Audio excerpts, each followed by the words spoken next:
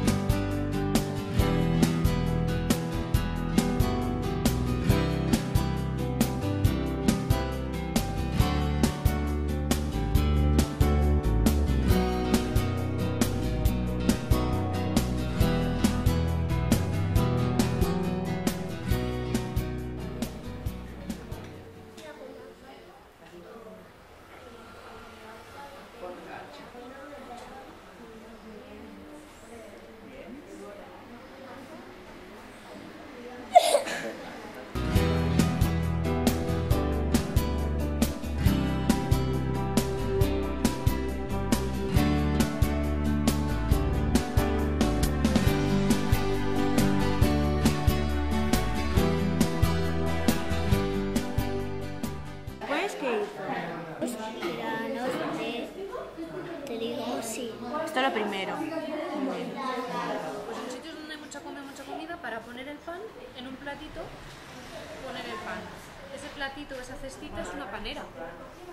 ¿Es de la misma familia entonces? Claro, pues eso lo hemos hecho mal. Va con dos R's, pero si ponemos el perro con una R, ¿cómo suena? Pero. Pues lo mismo con agarró. Si no ponemos las dos R's agarró, suena agaró. Por eso le ponemos las dos R's.